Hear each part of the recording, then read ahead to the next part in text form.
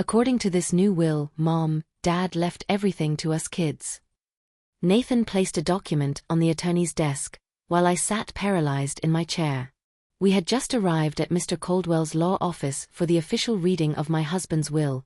He had passed away nearly 3 weeks prior. Suddenly, my 2 sons and their wives burst in with papers I had never seen before.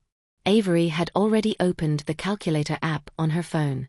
The house is worth $750,000. The downtown condo is another $400,000, plus the savings. Her eyes gleamed as she added figures as if it were lottery winnings. We can sell everything and split it 4 ways. What will are you talking about? My voice came out broken, almost inaudible. Mr. Caldwell took the documents Nathan handed him and began to examine them, his brow furrowed. The silence became oppressive. Layla strolled through the office as if it were already hers. I always said this house was a waste. With the value of the land, we could buy something more modern. She spoke of my home, where I had spent years of my marriage, as if it were a simple commodity. Liam, my youngest son, avoided looking directly at me. Dad signed it last month. Mom, he said you couldn't handle so many responsibilities at your age. His words pierced my heart. My own husband would have done such a thing behind my back. Mr. Caldwell looked up from the papers. His expression was unreadable. When exactly was this document signed, according to you? His professional tone did not conceal a growing concern that made me nervous. Nathan stepped to the desk with arrogant confidence. On the 15th of last month. Dad came alone. He said he didn't want to bother Mom with these formalities. Each word was like a dagger to the heart. Why would my husband have said nothing to me? Avery was already on the phone. Hello. Yes, it's about the property I told you about. Yes, it's almost official. She spoke in a whisper, but I caught snippets. My blood ran cold. They already had buyers. The attorney placed the documents in an envelope and walked to his personal safe. Before we proceed with any formalities, there's something you should know about this particular case. His voice took on a serious tone that made us all tense. Layla stopped taking photos and stepped closer. What is it? Everything's fine, right? Her nervousness was now palpable, as if something wasn't going according to her plans. Mr. Caldwell retrieved another document from the safe. This one bore official seals and intact red sealing wax. Your husband did indeed come to see me last month. My children exchanged triumphant glances. But not to change his will. The air in the room grew heavy. Nathan stiffened. What do you mean? His voice no longer sounded as self-assured as it had minutes ago. He came to protect you, Mr. Caldwell continued, looking directly into my eyes. He asked me to keep the original will in my personal safe because he suspected someone might try to forge it. Avery dropped her phone. The sound of the device hitting the marble floor echoed like a gunshot in the absolute silence of the office. Liam, pale, stepped back. That's impossible. Dad would never. His voice broke mid-sentence. Mr. Caldwell placed the original document on his desk. The intact red sealing wax gleamed under the lamp's light. Your husband told me these exact words. If anything happens to me and my children show up with another will, please protect Aurea. She is the one who deserves everything we worked for together. Layla staggered and had to grab the back of a chair to steady herself. Avery opened and closed her mouth without making a sound, like a fish out of water. The attorney broke the sealing wax with ceremonial solemnity. And he also left this for me to read, should this exact situation arise. Mr. Caldwell unfolded a handwritten letter in my husband's unmistakable script. My heart pounded so hard I felt it would burst from my chest. Nathan and Liam stepped to the desk. Their faces had lost all color. This letter is dated 3 days before your father's passing, the attorney announced in a solemn voice. He asked me to read it verbatim if this situation occurred. His eyes scanned the lines my husband had written before he began. My dearest Aurea, if you are hearing this letter, it means our children have tried to do exactly what I suspected. The first words hit me like an avalanche. Avery sank into a chair, her calculator forgotten on the floor. Mr. Caldwell continued to read. In recent months, I have overheard conversations that broke my heart. Nathan and Liam spoke on the phone about how they could convince you to sign over powers of attorney, how I was too sick to make decisions, how it would be better if they managed our money. That's a lie. Nathan cried, but his voice trembled. Dad was confused by medication. The attorney raised a hand to silence him. Last Tuesday, I heard them planning to sell the house as soon as I died. Avery said you were too old to live alone in such a large estate. Liam mentioned that our savings would be better invested if they were in their accounts. I felt as if the air was being sucked from my lungs. My husband had heard all that? Why had he never said anything to me? My hands trembled uncontrollably. Layla abruptly stood up. This is ridiculous. We can't sit here and listen to the fantasies of a man who... She paused as she saw the murderous glare Mr. Caldwell directed at her. I also found out that Avery had already contacted a property appraiser, he continued reading. I found the messages on Nathan's phone when he asked me to charge it. They had planned everything months ago. My world crumbled. Not only were they planning to steal from me, but they were doing it while my husband lay on his deathbed in the hospital. While I spent nights caring for him, they calculated the value of our possessions. Liam tried to approach me. Mom, you have to understand, we just wanted to help. His voice sounded desperate, but I couldn't look him in the eye anymore. The son I had raised with such love had betrayed me in the cruelest way. Therefore, my Arya, everything is solely in your name, Mr. Caldwell read, his voice growing firmer. The house, the savings, the condo, the investments, everything. They will not receive a single dime until you decide to give it to them, if you ever decide to. Avery jumped up. That can't be legal. We are his biological children. Her mask of sweetness had completely vanished, revealing the viper she always was. Mr. Caldwell produced certified copies of the original will. Everything is absolutely legal. Your husband was a very intelligent man. He knew exactly what he was doing. He placed the documents before me. My name appeared on every page as the sole beneficiary. The letter continued. I know this will hurt, my love. I know you always wanted to believe the best of our children, but I couldn't let them take what we worked for our entire lives together. You deserve to live in peace, without anyone manipulating you or treating you as a burden. Tears began to roll down my cheeks. My husband had protected me even after his death, knowing that alone, I would never have been able to defend myself against the greed of our own children. Nathan slammed his fist on the desk. This is absurd. Mom can't manage so much money. Fraudsters will steal from her. His desperation was pathetic as his plans fell apart. And if they try to convince you that you can't manage the properties alone, remember that you ran our home and raised our children for 45 years. You are the strongest woman I know. Every word from my husband was like a balm to my wounded soul. He knew me, he trusted me. While our children saw only a useless old woman, he saw the woman I always was. Layla approached with crocodile tears. Mother-in-law, you know we love you very much. This is all a misunderstanding. Her performance was so false it made me sick to my stomach. Mr. Caldwell folded the letter, but not before reading the last line. Arya, live the rest of your life as the queen you always were to me.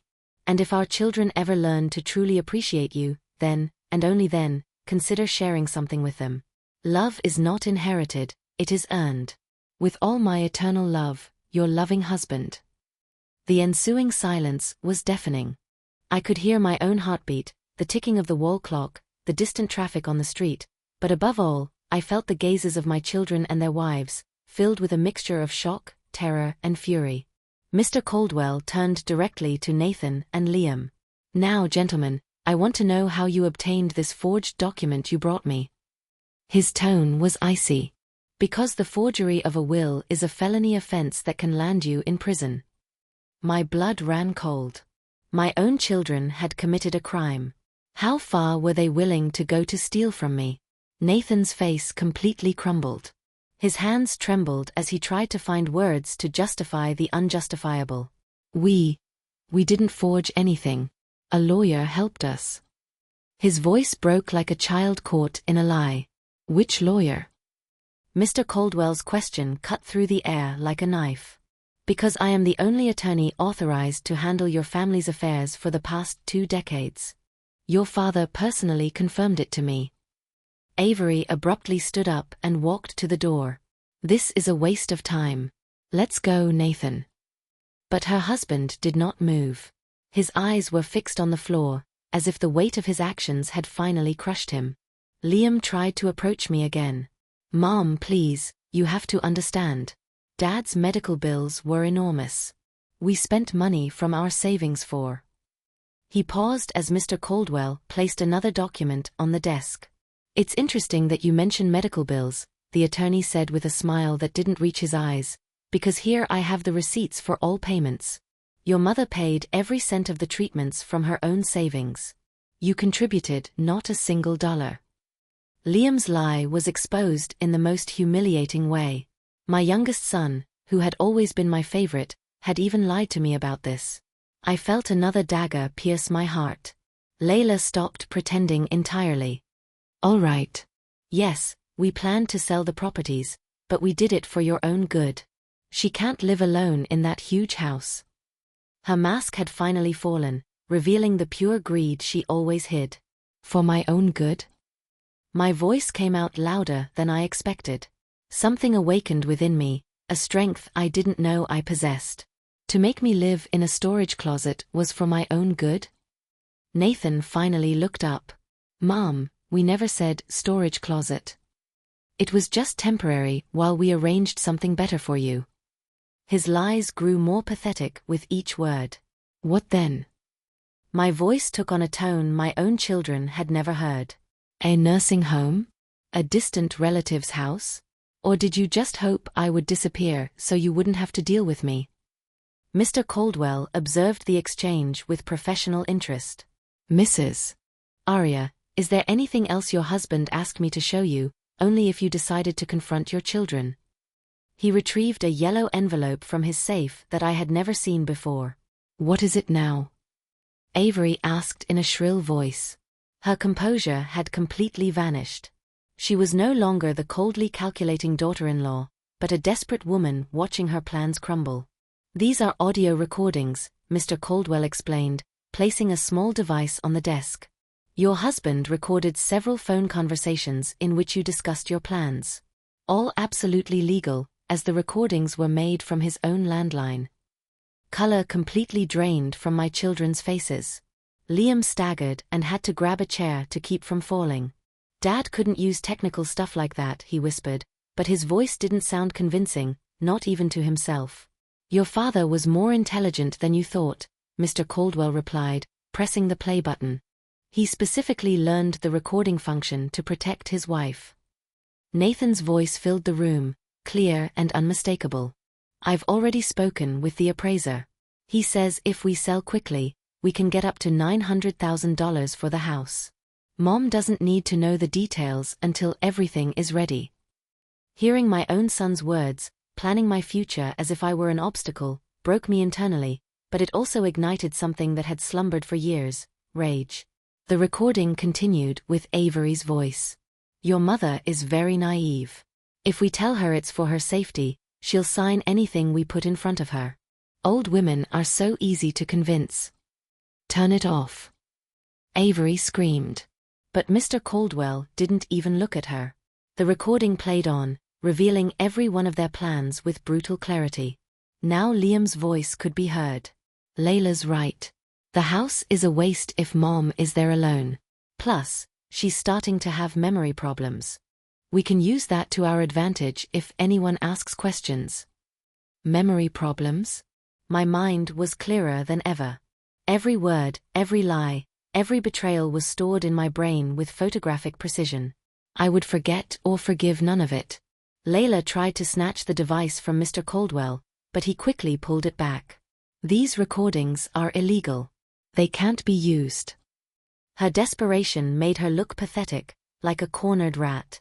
On the contrary, Mr. Caldwell said with professional calm. They are perfectly legal. They were recorded at the residence of the phone line subscriber, with his consent to protect himself from potential family fraud. In fact, these recordings could be used as evidence if we decide to pursue legal action for attempted will forgery. The word legal dropped like a bombshell on my children. Nathan collapsed into a chair. His arrogance had completely vanished. Liam began to sob like a child, but his tears no longer moved me. They were the tears of someone caught, not genuinely remorseful. There were other conversations, Mr. Caldwell continued, but I think that's enough to clarify what your true intentions were. He placed the device in his drawer. Now, Mrs. Aurea, the decision of what to do with this information is entirely in your hands. All eyes turned to me. For the first time in months, perhaps years, I felt in control of my own life. My children, who had come here an hour ago and treated me like a helpless old woman, now awaited my judgment like criminals before a judge. I slowly rose from my chair. My legs were steadier than they had been in weeks. I looked each of them in the eye, one by one. I saw fear, despair, and something I had never before seen directed at me, respect, forced by circumstance. I want you to leave, I said with a voice I didn't recognize as my own. I want you to leave this office, and I don't want to see you until I decide if I can ever forgive what you've done. Mom, you can't be serious. Nathan's voice broke with a desperation I had never heard before. We're your children, your own flesh and blood. But his words no longer had the power to manipulate me as before. Something fundamental had changed within me in the last few minutes. I stood tall, feeling a strength I had thought lost forever. My children wouldn't have planned to leave me in a storage closet while they sold the house I built my entire life in. My voice was firm, without the tremor that had characterized it since my husband's death. Avery approached with outstretched hands in a gesture meant to be pleading. Mother-in-law, please, you have to understand. We only wanted to secure your future. A woman your age shouldn't have so many financial worries. Her condescending tone made me sick. My future. I interrupted her with a bitter laugh. Calling appraisers behind my back was securing my future? Calculating the value of my properties while my husband lay dying in the hospital was caring for my well-being. Every word was full of the indignation I had suppressed for years. Liam approached, swaying. Tears streamed down his cheeks. Mom, I swear, we never wanted to hurt you. Everything just got out of control. His crying seemed genuine, but I could no longer distinguish between his true emotions and his manipulative ploys. Out of control? My voice rose. Forging your father's will is out of control? Planning my life as if I were an old pet you no longer wanted is out of control? The rage I had suppressed for decades finally found its voice. Mr. Caldwell remained silent behind his desk, observing the scene with the solemnity of someone who had witnessed many family tragedies. His hands rested on the documents that certified my independence, my right to self-determination. Layla tried a different tactic. Look, mother-in-law, I admit we might not have handled things in the best way, but you have to admit the house is too big for one person. The maintenance costs, the security. Her voice took on a reasonable tone, as if explaining simple math to a child. This house, I said slowly, savoring each word, is where I grew up, where I cooked thousands of meals for this family, where I nursed my husband in his last months, where every corner holds 45 years of memories. My voice grew louder with each sentence. And you only see it as a number on a calculator. Nathan abruptly stood up. His frustration finally exploded. All right. Yes, we wanted to sell the house, but that's because we needed the money. We're in debt, Mom. We have responsibilities. The mask of the concerned son finally fell, revealing the naked truth. There it is, I whispered, feeling the last piece of the puzzle click perfectly into place. It wasn't about my well-being, it was about your debts. The clarity was painful, but liberating. Avery shot her husband a murderous glare because of his unintentional confession. Nathan, shut up. She hissed through clenched teeth, but the damage was already done. The truth had come to light like water through a broken dam. Liam tried to fix the mess his brother had just made. Mom, yes, we have some financial difficulties, but that doesn't mean we don't care about you. We thought we could solve our problems and secure your future at the same time. His explanation sounded hollow, even to himself. Solve your problems with my money? My voice cut through the air like a sword. Secure my future by locking me in a storage closet? The indignation gave me an energy I hadn't felt in years. Mr. Caldwell finally intervened. Gentlemen, I think it would be appropriate to allow Mrs. Arya to process all this information in peace. His tone was diplomatic but firm. These documents require time to be properly reviewed. No. Layla shouted. We're not leaving until this is settled. We have rights. We're family. Her composure had completely shattered, revealing the desperate woman she always hid behind false smiles. Family. I repeated the word slowly. Do you know what real family does? They protect their most vulnerable members, respect their elders, they don't see them as obstacles to be removed. Every word was a hammer hitting the nail of truth. Nathan tried one last approach. Mom, forget all this. We can start over. We can find a solution that works for everyone. It doesn't have to be all or nothing. His voice took on the manipulative tone he used as a child when he wanted to get his way. All or nothing. I stared at him. You were the ones who made it all or nothing when you decided to forge your father's will, when you planned my life without asking me, when you treated me like an old piece of furniture that had to be put in the basement. Mr. Caldwell stood up from his seat. Mrs. Arya, if you'll allow me a suggestion, I think you need time to process all this information. Your children can contact you when they are ready to speak with you, if you are ever ready. That's undue influence. Avery shouted, pointing at the attorney. You're manipulating a vulnerable elderly woman against her own family. Her accusation was so absurd that I almost laughed. A vulnerable elderly woman? I straightened up to my full height. An hour ago, you thought I was vulnerable enough to defraud. Now that you discover your plan has failed, I'm suddenly competent enough to be manipulated? You can't have it both ways. Liam approached again. His eyes were red from crying. Mom, please, I'm your youngest son, your favorite. Will you really destroy our relationship over money? His last attempt at emotional manipulation was so transparent that it physically hurt me. I'm not destroying anything, Liam. You already destroyed it when you decided that my unconditional love was something you could exploit for your financial gain. The words came out of my mouth with a clarity that surprised even me. Layla took out her phone and started dialing. I'm calling my brother, the lawyer. This can't be legal. A woman her age can't make such important decisions without family oversight. Her threat sounded desperate. Call whoever you want, I replied with a calm I didn't know I possessed. Call all the lawyers you know. The documents are in order, the recordings are legal, and my mind is perfectly clear. I looked at Mr. Caldwell, who nodded in confirmation. Nathan made one last desperate attempt. Mom, if you give us a chance, we can show you that you really matter to us. Give me 6 months, and I'll show you I can be the son you deserve. His promise sounded hollow after everything I had heard. Nathan, I said his name with deep sadness. You had 38 years to be the son I deserved. You don't need 6 more months. You need to look in the mirror and ask yourself how you got to the point of trying to steal from your own mother. The ensuing silence was devastating. My 4 adult children, my 2 sons and their wives, looked at me with a mixture of shock, terror, and something I never thought possible in their eyes: respect, forced by circumstance. Mr. Caldwell broke the silence.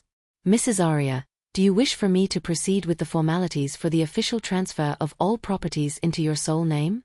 We can also discuss additional protective measures, if you deem them necessary. Yes, I replied without hesitation. And I also want all the locks on my house changed today. My decision was firm, final. Avery let out a sigh of frustration. This is unfair. We worked for years to gain her trust.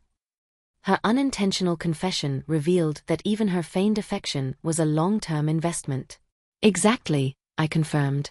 You worked for years to gain my trust, so you could betray it at the perfect moment. That makes you even worse than I thought. Liam completely broke down, sobbing uncontrollably. Mom, please don't leave me penniless. I have enormous debts. Layla will leave me. I'll lose everything. His desperation was genuine, but it was no longer my responsibility to save him from the consequences of his actions. Liam, I said in a soft but firm voice, those debts are yours, not mine. That woman is yours, not mine. Those decisions that brought you here were yours, not mine, and the consequences are also yours, not mine. The office door suddenly opened, and Mr. Davies, my 65-year-old neighbor who had lived next door for 15 years, stepped in. His unexpected presence made us all look at him in surprise. Arya, sorry to interrupt, but I saw the cars outside and got worried, he said, looking at my children's chagrined faces. Everything all right? His voice had that genuine warmth I had forgotten existed. Mr. Caldwell stepped forward to explain, Mr. Davies, we were in the middle of the will reading. There were some complications. His professional diplomacy did not hide the tension in the air. Mr. Davies looked directly at me, completely ignoring my children. Arya, since your husband passed, I've seen you very alone. If you need anything, any help, you just have to knock on my door.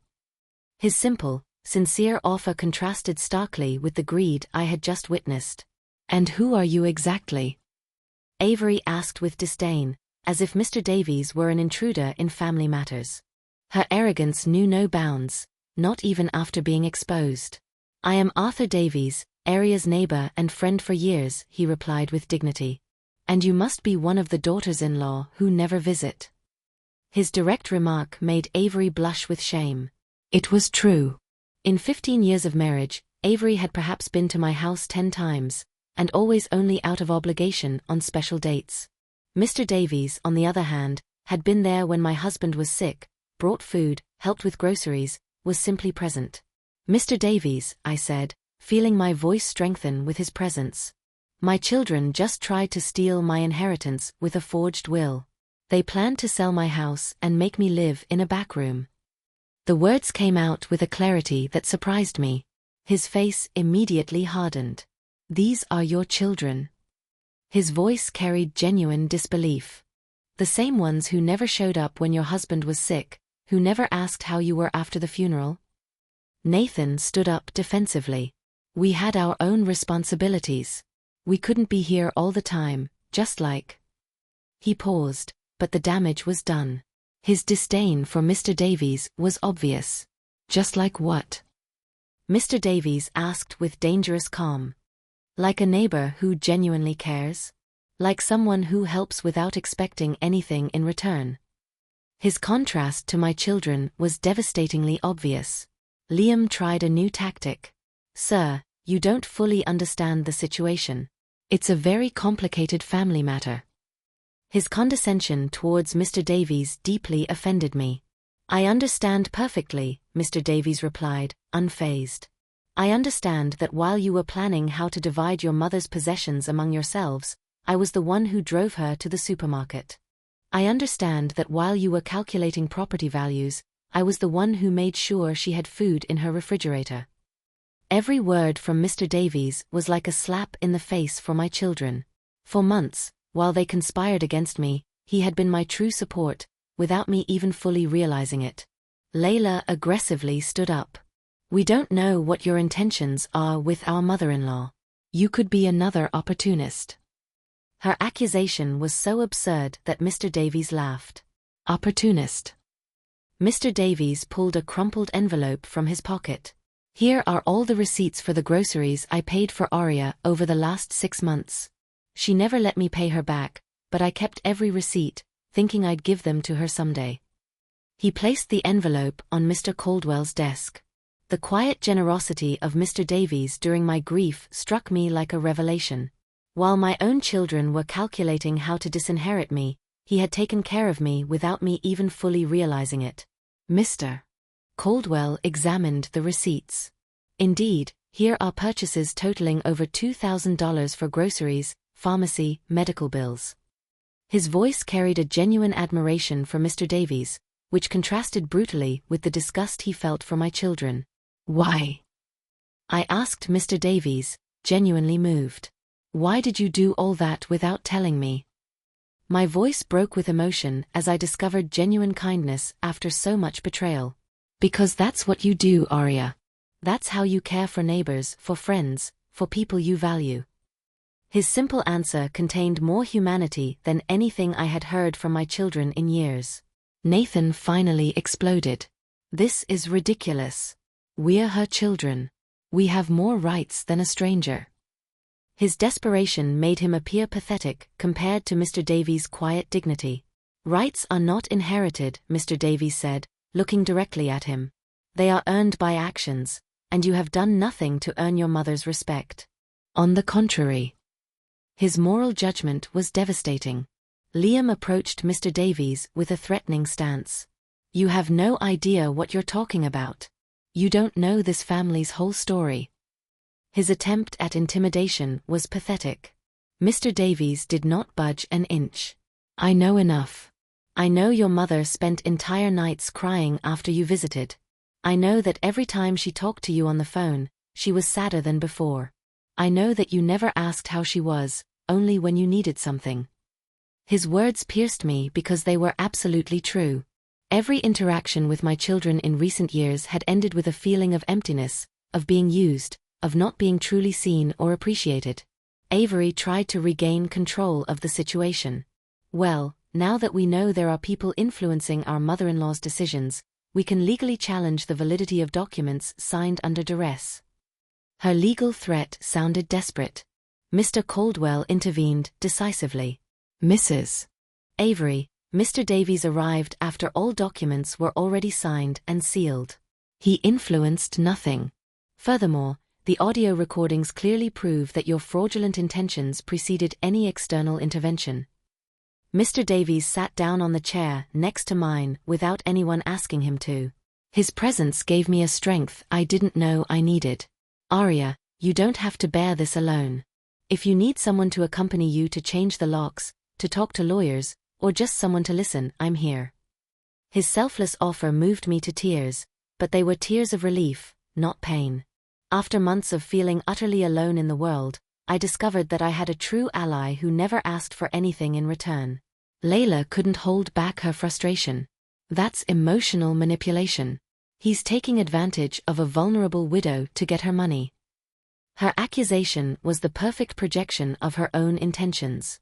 "Get her money?" Mr. Davies laughed heartily. "Madam, I have my own paid-off house, my pension, and my own savings. I don't need Arya's money. I'm helping her because that's what friends do. A concept you clearly don't understand." Nathan made one last desperate attempt. "Mom, this man is putting nonsense in your head. We are your blood relatives. He's just a stranger who showed up when you were vulnerable." His manipulation had no effect on me anymore. "Nathan," I said, standing up again, "Mr. Davies has shown me more familial love in 6 months than you have in years. Blood makes you my children, but your actions have made you strangers." My statement was final. Liam fell to his knees in front of my chair. "Mom, please give me a chance. I can change. I can be better. Don't abandon me like this." His theatrical drama no longer moved me as it once had. "Liam, get up. You're 35 years old," I said firmly. "And I'm not abandoning you. I'm letting you be responsible for your own decisions for the first time in your life." My mental clarity was crystal clear. Mr. Davies looked at me with what appeared to be admiration. "Arya, you're stronger than you thought. Your husband was right to trust that you could handle this situation." His support gave me the final boost of confidence I needed. Mr. Caldwell stood up and began to organize the documents. "Mrs. Arya, when you are ready, we can sign the final transfer documents. I can also recommend some trustworthy locksmiths to change your locks today." "I'm ready," I confirmed without hesitation. "And Mr. Davies, if it's not too much trouble, could you please accompany me? I would feel safer with someone familiar there." My request was natural, as if we had been close friends for years. Of course, Arya, it would be my honor to accompany you, Mr. Davies replied with that sincere smile that reminded me there was still goodness in the world. 3 hours later, I stood at the entrance of my house, holding the new keys, as the locksmith packed away his tools. Mr. Davies waited patiently beside me, having insisted on accompanying me throughout the entire process without asking a single indiscreet question about money or property. "Do you feel safe now?" the locksmith asked, an older man who had worked with quiet efficiency. "These locks are high security. No one will be able to get in without your permission." "Much safer." "Thank you," I replied, feeling the symbolic weight of the keys in my hand. For the first time in months, my house was truly mine, protected from those who believed they could use it at will. Mr. Davies watched the locksmith drive away in his van. "Arya, would you mind if I made you a cup of tea? This has been a very stressful day for you." His thoughtfulness touched me deeply. "I would love that, Mr. Davies. Please come in." I opened my door with my new key, feeling a strange mix of liberation and melancholy. This house, which I had so bitterly defended, was full of memories, both beautiful and painful. As Mr. Davies moved with surprising familiarity in my kitchen, preparing tea as if he had done it hundreds of times, I realized how much my neighbor had noticed without me noticing. He knew where the cups were, knew my preferences, moved respectfully but without shyness. "Mr. Davies," I said, as we sat at the kitchen table, "why did you never tell me everything you did for me? The receipts, the shopping, the care." My curiosity was genuine. He smiled with that warmth that had become so familiar to me. "Because that's what you do, Arya. When you help and expect recognition, it stops being help and becomes an investment. I wanted nothing from you, only for you to be well." His words stood in stark contrast to the actions of my children, who had turned every gesture of filial affection into a long-term strategy to access my wealth. The difference was so obvious that it hurt me to have been so blind. The phone rang, interrupting my thoughts. Nathan, of course. Mr. Davies looked at me questioningly, but said nothing, letting me decide whether to answer or not.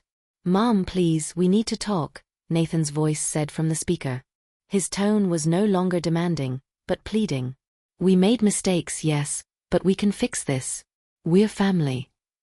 Mr. Davies said no word, but I saw in his eyes a mixture of disgust and protective instinct. His quiet presence gave me the strength to reply clearly. "Nathan, family doesn't forge wills. Family doesn't plan to leave their mother in a storage closet. Family doesn't calculate the value of properties while their father lies dying in the hospital." My voice was firm, without a trace of the tremor that had characterized it this morning. "But we can change." Nathan insisted. "Give me a chance to show you I can be different. 6 months, Mom. Just 6 months to prove to you that I deserve your forgiveness." Mr. Davies gently placed a hand on my shoulder. Not to influence me, but to remind me that I wasn't alone. His simple gesture gave me a perspective I hadn't had before. "Nathan," I said after a long pause, "you had 38 years to be the son I deserved. You don't need 6 more months. You need to look in the mirror and ask yourself how you got to the point of betraying your own mother for money." "It wasn't for money," he shouted, but his denial sounded hollow. "It was because we were worried about you, because we wanted to protect you." "Protect me from what, Nathan? From my own house? From my own decisions? From my own dignity?" Each question was a targeted jab. "Or protect me from the possibility of spending my money for my well-being instead of paying off your debts?" The silence on the other end of the line was devastating. Mr. Davies nodded almost imperceptibly, as if approving of my resolve. "Mom, I have enormous debts. If I don't get money soon, I'll lose my business, my house." Nathan's confession finally came, naked and desperate. "Those are your debts, Nathan, not mine. They are the consequences of your decisions, not mine." My mental clarity was crystal clear. And the solution was not to steal from me, but to take responsibility for your actions. Mr. Davies poured me more tea. His calming presence allowed me to maintain the composure I needed for this conversation. Without him, I would probably be crying and giving in to my son's emotional manipulation. Liam is desperate too, Mom. Layla will leave him if he doesn't solve his financial problems. Will you really destroy both your children out of pride? The guilt Nathan tried to impose on me was so obvious that I almost laughed. I'm not destroying anyone, Nathan. You already destroyed yourselves when you decided it was acceptable to betray me. My voice did not waver. And if Layla leaves Liam because of money problems, then Liam is better off without her. Mr. Davies smiled slightly at my answer, and for the first time in hours, I felt like someone was truly proud of me. This feeling had been absent from my life for so long that I had almost forgotten it.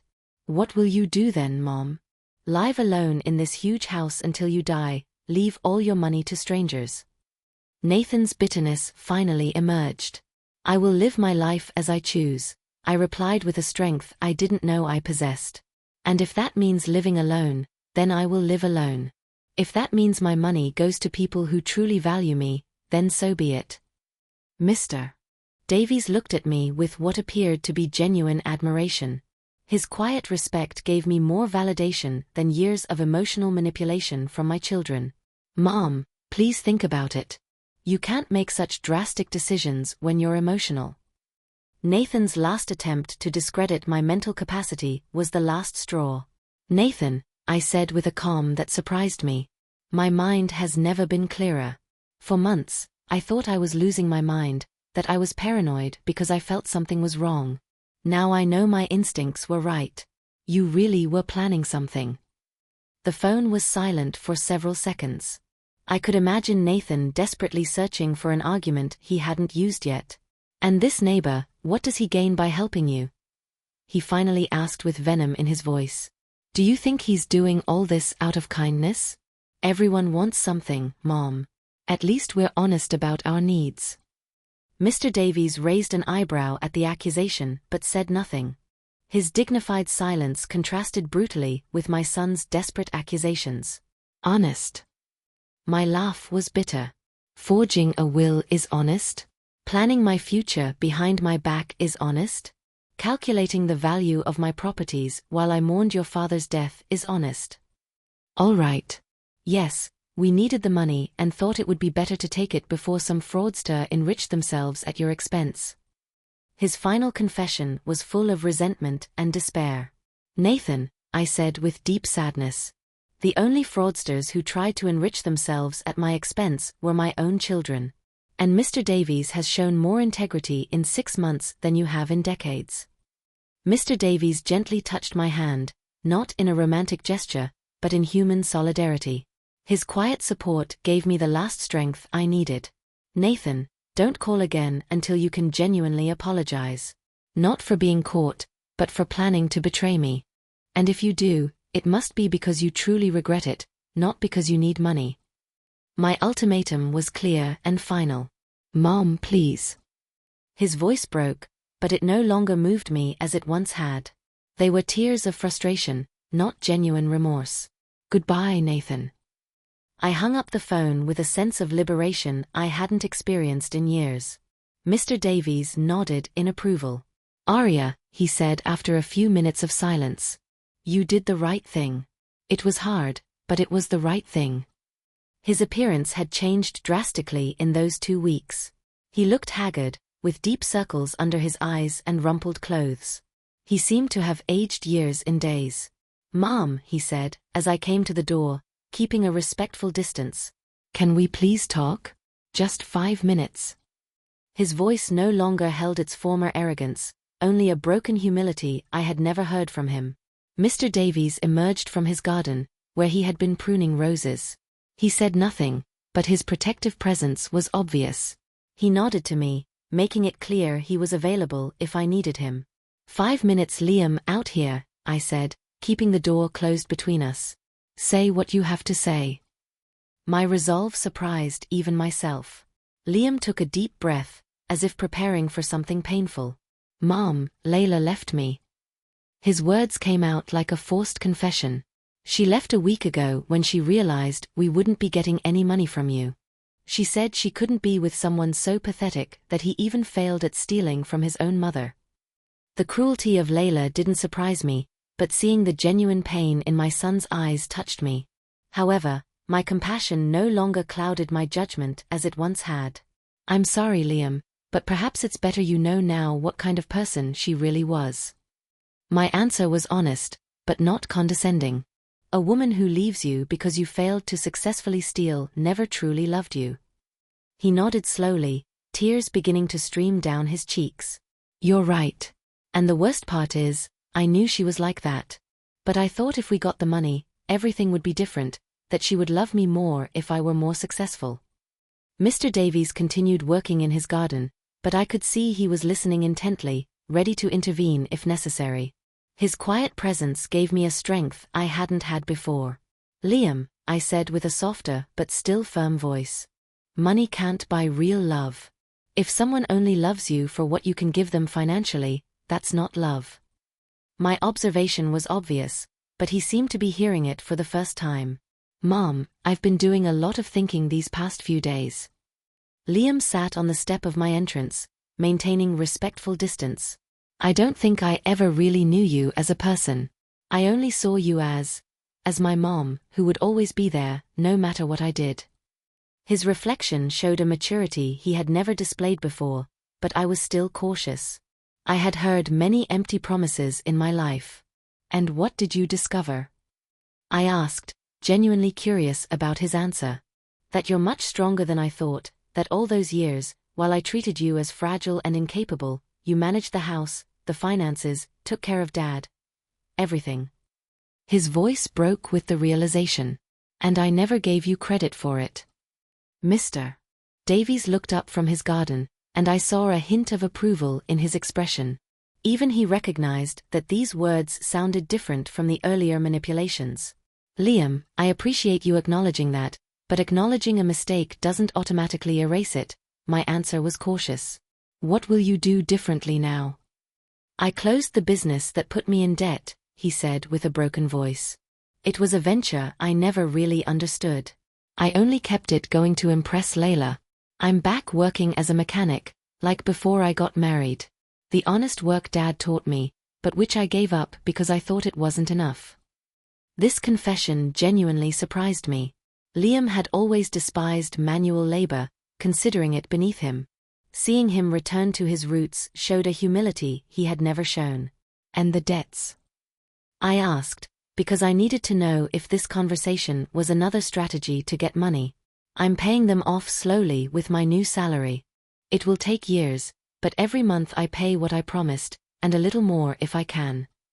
Liam showed me a worn notebook in which he meticulously recorded every payment. "I don't wake up at night with anxiety anymore. It's incredible what peace feels like when you take responsibility for your actions." This new version of Liam was almost unrecognizable compared to the desperate man who had tried to steal from me 6 months ago. The change seemed genuine, permanent, rooted in a true understanding of his past mistakes. "And Nathan?" I asked, because my older son had been conspicuously absent from my life, which was actually a relief. Liam sighed heavily. "He's still the same, Mom. Still angry, still blaming you for his financial problems. Still looking for legal ways to take your money. Avery has convinced him they'll eventually find a flaw in the will or prove you're mentally incompetent." Nathan's persistence in his resentment didn't surprise me, but it saddened me. Of my 2 sons, he was the one who had shown more academic promise, more ambition, more potential. Yet he had become the bitterest and most corrupt. Mr. Davies gently intervened. "Arya, is there something I should tell you about Nathan?" His tone was serious, concerned. "My cousin Joseph works at the courthouse and told me Nathan has been consulting with lawyers about the possibility of having you declared mentally incapacitated." The revelation hit me like a punch to the gut. It's one thing to be resentful, it's quite another to actively try to destroy your own mother's reputation to get money. Liam paled. "Mom, I didn't know he went that far. I thought he was just talking out of frustration."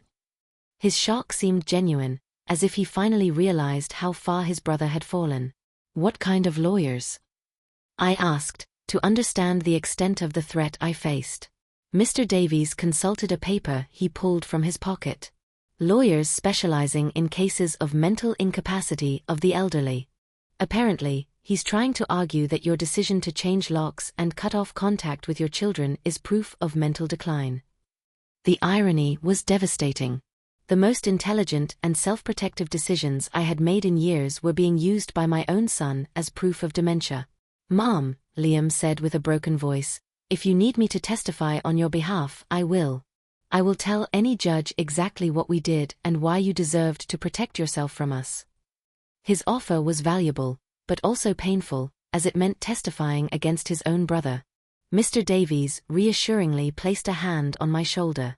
"Arya, Joseph also told me that such cases are extremely difficult to win when the person concerned is clearly functioning well. You manage your finances, run your house, make rational decisions. No competent judge would declare you incompetent, but the process itself is humiliating," I remarked, feeling the weight of Nathan's betrayal. Having to prove my mental competence in court because my own son accused me of dementia to get my money. Liam took a step closer. "Mom, I'll talk to Nathan. I'll try to make him understand what he's doing, how wrong it is." His determination was admirable, but probably useless. "No, Liam. Nathan has made his decision.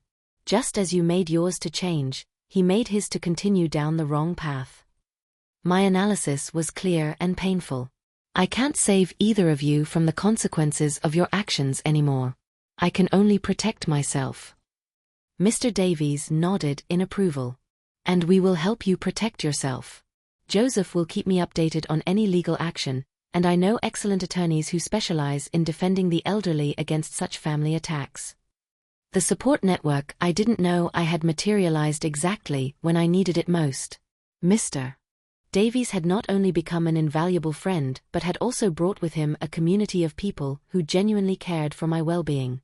"Liam," I said, after processing all this information, "I appreciate you coming to warn me, and I deeply appreciate you getting my mother's ring back, but I need to make it clear that it will be very difficult for me to fully trust my children as long as Nathan is legally attacking me." "I understand completely, Mom," Liam replied. "And I'm not asking you to trust me yet. I'm just asking you to allow me to continue proving to you that I've changed, no matter what Nathan does. His behavior shouldn't affect the possibility of you and I one day having a healthy relationship." His logic was sound, and for the first time in months, I felt a small spark of hope for the possibility of winning back at least one of my sons. Not the son I originally raised, but the man he had become after hitting rock bottom and deciding to truly change. "Mr. Davies looked at me questioningly, making it clear that any decision I made would have his support. His unwavering loyalty during these difficult months had been the most unexpected gift of this whole painful experience. "All right, Liam. You can continue to prove to me that you've changed, but slowly at my pace, and without pressure." My concession was cautious, but genuine. "And if you are ever tempted to join your brother in his schemes, remember this moment and the choice you are making today." A year later, I sat on the porch Mr. Davies had installed for me last month, watching Liam play with our neighbor's children across the street. His transformation had been so complete that sometimes I found it hard to believe this gentle, hard-working man was the same one who had tried to steal from me 10 months ago. The evening breeze carried the scent of the flowers Mr. Davies and I had planted together in the front yard. Roses, jasmine, and gardenias now bloomed in an explosion of color that made passers-by stop and admire them. My house, which I once feared losing, had become the sanctuary of peace it always deserved to be. "Arya." Mr. Davies called from his garden, where he was watering his tomatoes. "I'm going to make some lemonade for everyone. Liam looks exhausted after chasing those kids." His smile was the same one he had given me every day for the past 18 months, sincere, warm, without hidden expectations. "I would love that, Mr. Davies.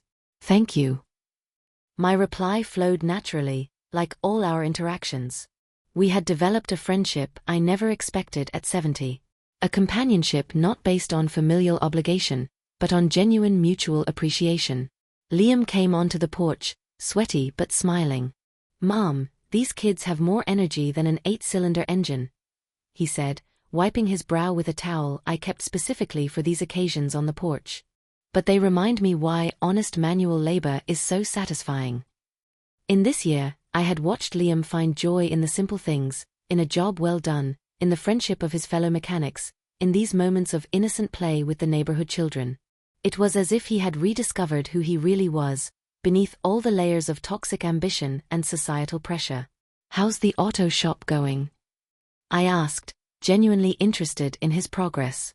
I no longer asked out of maternal duty, but because I respected the man he had become. "Incredibly well. Mr. Miller offered me a partnership in the business last month." Liam sat on the step, maintaining the respectful distance we had established, but relaxed into a familiarity earned over time. "He says he's never had such a dedicated and honest employee." Mr. Davies approached with a pitcher of lemonade and glasses. His presence was so natural in our interactions that it was difficult to remember what life was like before he became part of our routine. "A partnership, that's great recognition, Liam. Congratulations." "Thanks, Mr. Davies. And I wanted to ask both of you something." Liam took a glass of lemonade, but didn't drink immediately, as if gathering courage. "Saturday is Dad's anniversary. I was wondering if it would seem appropriate to both of you if we went to the cemetery together." The question didn't surprise me because it was inappropriate, but because it showed a thoughtfulness and respect for my feelings that the old Liam would never have displayed. He had learned to ask instead of assume, to include instead of unilaterally decide. "I would love that, Liam. Your father would be proud of the man you've become." My answer came from the heart, because it was absolutely true. The man who protected me even after death would have approved of this redeemed version of his youngest son. Mr. Davies nodded in agreement. "It would be my honor to accompany you if you wish. Your husband was a good man who should be remembered appropriately." His offer was typically considerate, neither intrusive nor distant. Liam smiled with a mixture of relief and gratitude. "I would really appreciate it if both of you would come. Dad would have liked Mr. Davies. He would have appreciated how he took care of Mom when we—" He trailed off, still struggling with the shame of his past actions. "The past is the past, Liam. What matters is who you are now, and who you want to be tomorrow." My philosophy had simplified during this year of healing. I no longer wasted energy reliving old wounds, but focused on nurturing relationships that had proven genuine. The telephone rang inside the house, interrupting our moment of peace. Mr. Davies offered to answer the call, as he usually did, but I stopped him. "It's all right, I'll get it. You two just keep talking." It was Mr. Caldwell with news I had been waiting for, but which still made me nervous. "Arya, the judge completely dismissed Nathan's petition. He said it was frivolous, and you are clearly of sound mind. In fact, he fined Nathan for abuse of the legal system." The legal victory felt bittersweet. On the one hand, it was a complete confirmation of my mental competence and my decisions. On the other hand, it meant that my eldest son had officially lost his last chance at reconciliation by choosing the most destructive legal path possible. "And how did he react?" I asked, though I wasn't sure I wanted to know the answer. According to my contact at the courthouse, he stormed out of the courtroom in a rage, swearing he would find another way to get what he felt was owed to him. Mr. Caldwell sighed audibly. "Arya, I'm afraid Nathan will never accept your decision to protect your assets. Some children simply cannot see their parents as people with rights." I hung up the phone with a mixture of relief and final sadness. Nathan had had several opportunities to change course, to follow his brother's example, to choose reconciliation over litigation. He had consistently chosen the most destructive path. As I returned to the porch, Mr. Davies and Liam were discussing mechanics, a conversation that flowed naturally between two men who had found mutual respect. It was nice to see how Liam had learned to treat people as valuable individuals, rather than as potential resources. "Everything all right?" Mr. Davies asked, noticing my pensive expression. "The judge completely dismissed Nathan's petition. Officially, I am fully mentally competent, and my decisions are valid." I shared the news undramatically, as a simple fact that needed to be clarified. Liam immediately tensed. How did Nathan react? His concern was genuine, not for his brother, but for my well-being. As expected, with more anger and plans for revenge. My answer was calm, because I had accepted that some family damage was permanent, but that was no longer my responsibility. I've made my decisions. You've made yours, and he's made his. Mr. Davies stood up and came to my chair. Arya, you've made the right decisions. You've protected your dignity, your assets, and your peace of mind. And look what you've gained in the process. He gestured to Liam, to the flourishing garden, to the visible serenity of my surroundings. He was right. By defending my rights and setting firm boundaries, I not only protected myself from abuse but also created space for genuine relationships to blossom. The friendship with Mr. Davies developed because there was no hidden agenda. Reconciliation with Liam was possible because he truly had to change to earn a place in my life. Mom, Liam said, standing up to leave. Thank you for giving me the opportunity to show you I could change. I know it wasn't easy to trust me after what I did. His gratitude was simple but deep. Liam, you earned this opportunity through consistent actions over months. I didn't give you anything you didn't earn. My answer is honest, and I'm glad to have gotten to know the man you became when you finally decided to grow up.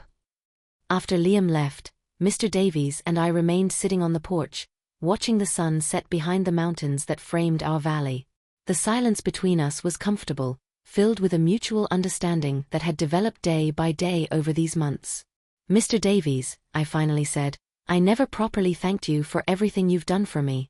For being there when I had no one. For supporting me when I needed strength. For being the friend I never knew I needed. Arya, he replied with that smile that had become so familiar to me. Friends don't need thanks for being friends.